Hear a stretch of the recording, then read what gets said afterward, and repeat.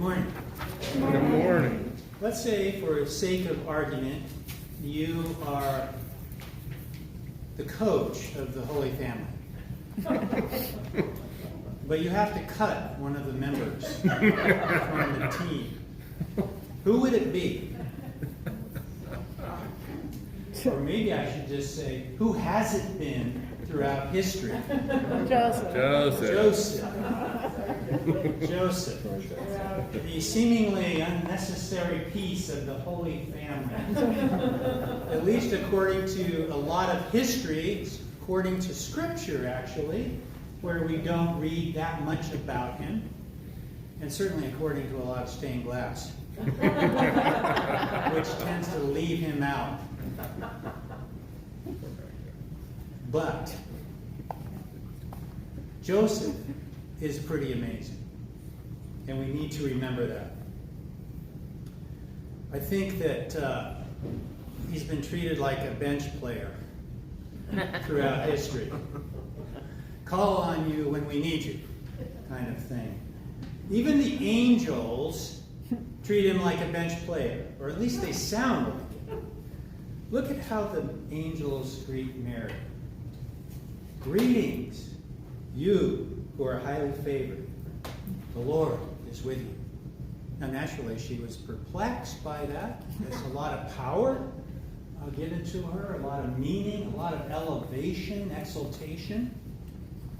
But when the angels speak to Joseph, there is no adoration or exaltation.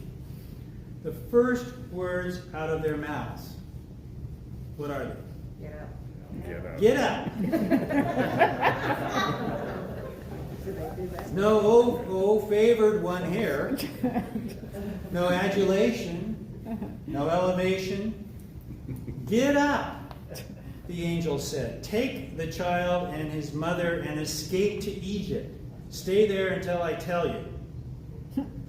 Get up and stay. It kind of what I'm trying to teach my dog. These commands. Okay.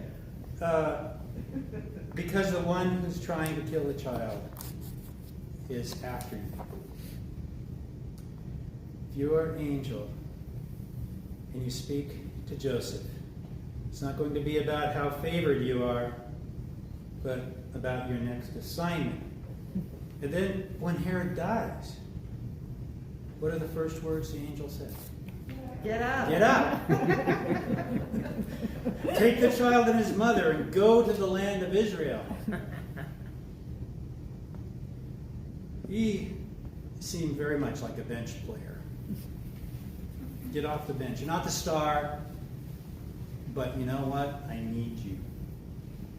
You play an important role. This should, I hope, endear us to Joseph. It certainly does for me. There's so much we don't know about Joseph, but we know enough. Because I think that we can relate to the idea of being a bench player. We're just barely on the team sometimes, barely in the game. Isn't this faith stuff sometimes such that we wonder whether we're in or we're out? Where do we fit? What is God doing? How do I play a role in this? I love Joseph because of his profound earthy humility, his kindness and commitment to living into what life had handed him.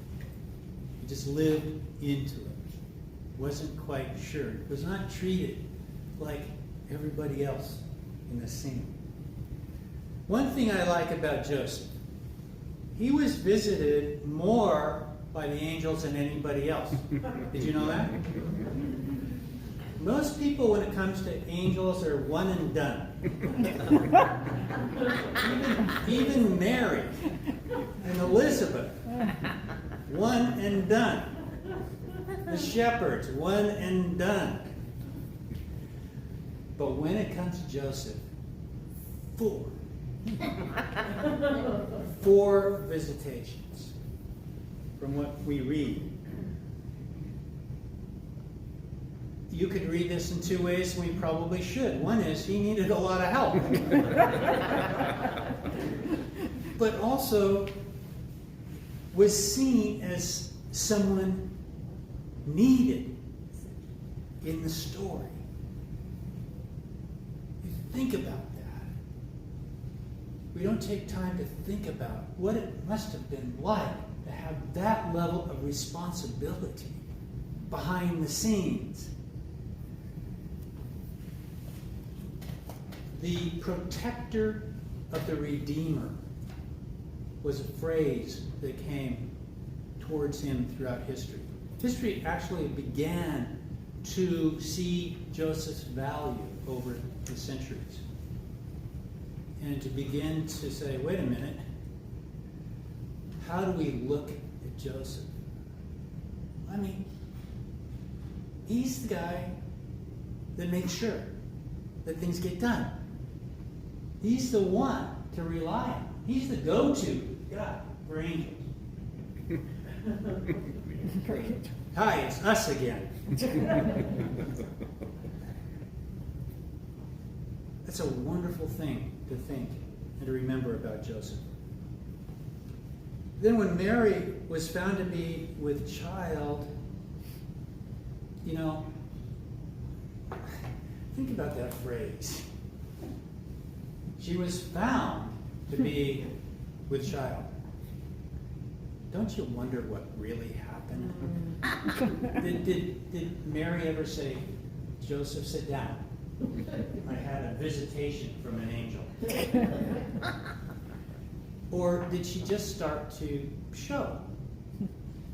Say, oh, she's found.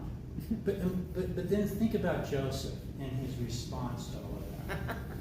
Okay, for one thing, we know he was a righteous man. And this did not fit in any equation of his faith structure and his doctrine. That he could proceed and remain engaged to Mary. So he could have been angry, but he tried to say, how do I remain at least a good person? How do I stay true to my principles and my laws? And an angel visits him. And he might have said, shut up at that point. I don't know. But whatever the angel said to him, say, take Mary. And when that action happened, guess what happened to his righteousness? It went out the window. The way he understood righteousness. And guess what happened to embarrassment and shame? It came upon him. Because now no longer was Mary being blamed in the cultural, sociological context. He was taking that upon himself. Amazing. We don't know how old he was. He could have been 70 or even 90, according to some accounts. And he had to find a way to travel through treacherous country to bring his pregnant wife for a census. No place to stay.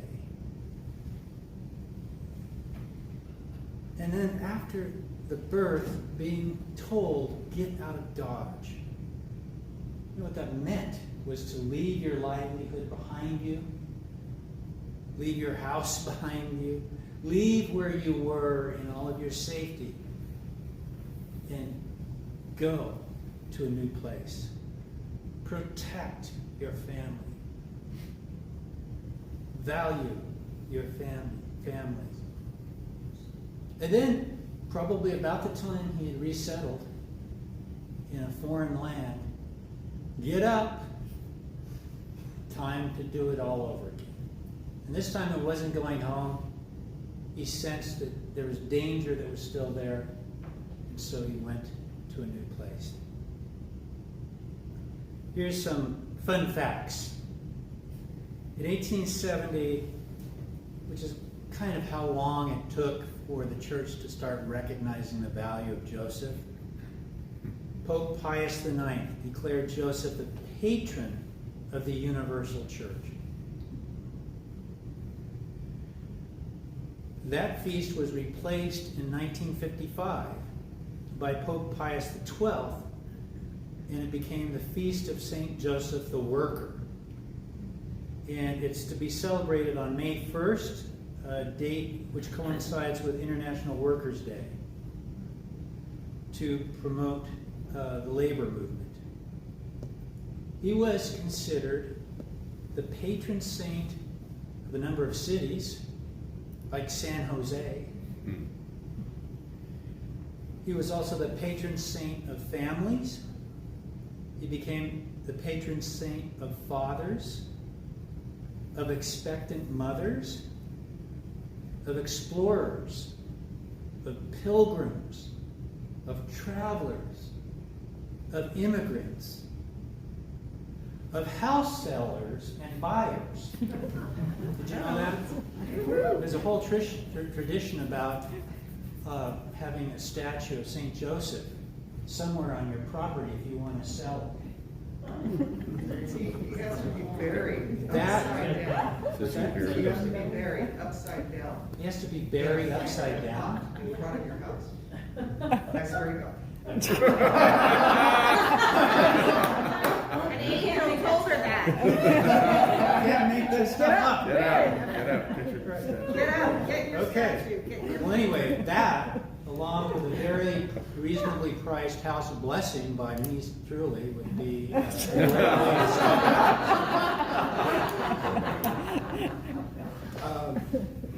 So, it's amazing how people began to recognize his story, right? What it must have been like for this person, and how so many people began to see him as a patron saint in so many different situations in their lives. It's an amazing thing. In Sicily, that actually does consider St. Joseph their patron. It is said that during the Middle Ages they prayed to Joseph and prayed for rain through a drought and a famine. And that the rain came, and so they started seasonal celebrations of Joseph that included fava beans, which was the way they survived, basically. And also, oftentimes, things cooked with breadcrumbs, which represented sawdust for his career as a carpenter. The last time we see Joseph in Scripture is when Jesus stayed behind in the temple. And we never hear from him again. What happened to him? Well, the apocryphal history of Joseph the carpenter, written in the 5th century and framed as a biography of Joseph dictated by Jesus, describes how Joseph lived to 111 and died when Jesus was 19 years old. That's why we don't see him. That's why at the cross, when Jesus is saying, "This is your mother," no one else is there to take up the responsibility. Joseph is gone. Joseph had died. And in that image of Jesus dying in the arms of Mary and Jesus, surrounded by angels, as the tradition goes,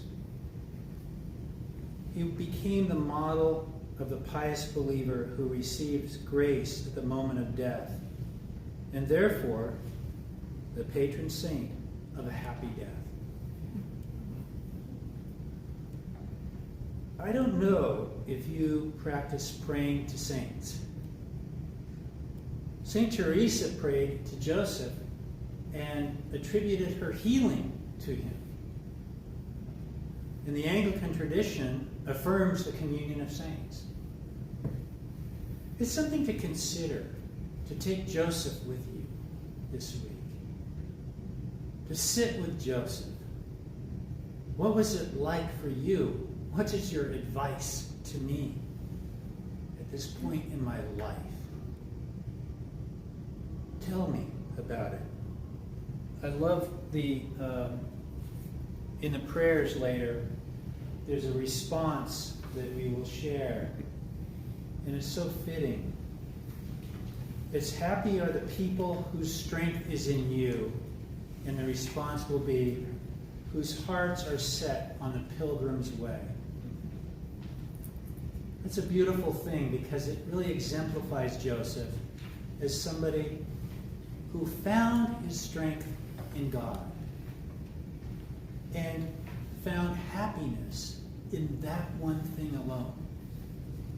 That he can do something, contribute something to this story, even though he was a bench player. I think we could all use some encouragement as we look to the future.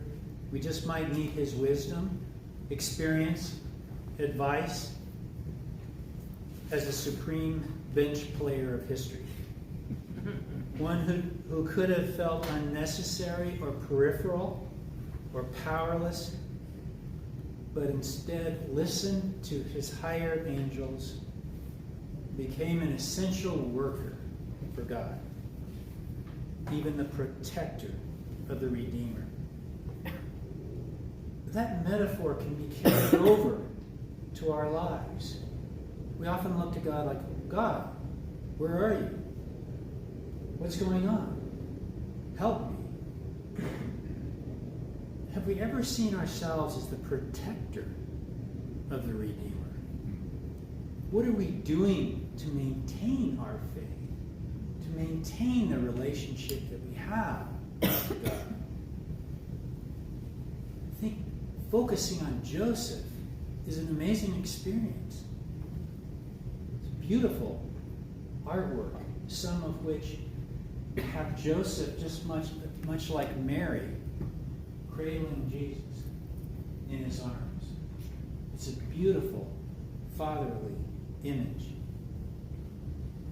I'm sure there must be icons like that we could pray with.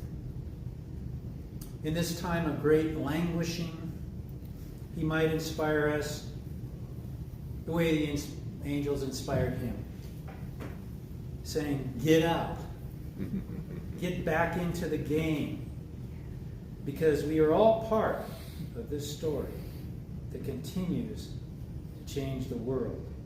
We are all essential workers.